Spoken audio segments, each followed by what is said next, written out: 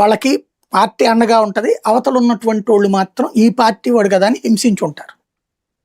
ఆ గులం అలాంటి బాధితులు పెడతారు అట్లాంటి పోస్టులు.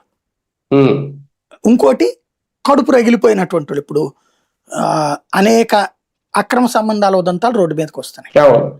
ఇదివరకటి రోజుల్లో లేనిది ఎవరినో అమ్మాయిలతో ట్రాప్ చేయించి చేసిన కేసు, ఇప్పుడు డైరెక్ట్ గా జరిగిన కేసులు.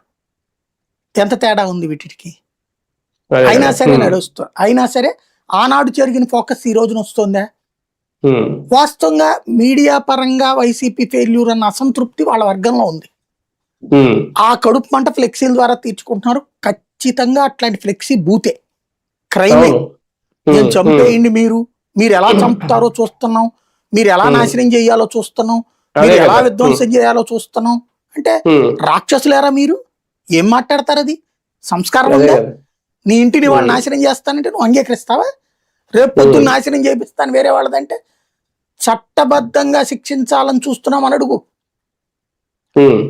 అలాంటి కుసంస్కారం లేని పాలన మీ నుండి ఆశిస్తున్నావని చెప్పు. నువ్వు ఇవాళ జరుగుతున్న విధ్వంసం లేని పాలన నీ నుండి ఆశిస్తున్నావని చెప్పు. వీడు విధ్వంసం చేస్తున్నాడు కాబట్టి ఇంతకంటే విధ్వంసం చేయరా అని చెప్పడం ఏంటి? చండాలంగా. అది ఖచ్చితంగా తప్పే. అది న్యాయ వ్యవస్థ అనేది లేకపోతే అది చర్చకు కూడా రాదేమో. ఇప్పుడు న్యాయ వ్యవస్థ ప్రశ్నించింది కాబట్టి ఇప్పటి వరకు ఓకే, ఇటువంటి వాటి మీద చాలా వాటి మీద కేసులు పెట్టారు, అరెస్టులు చేశారు పోలీసులు.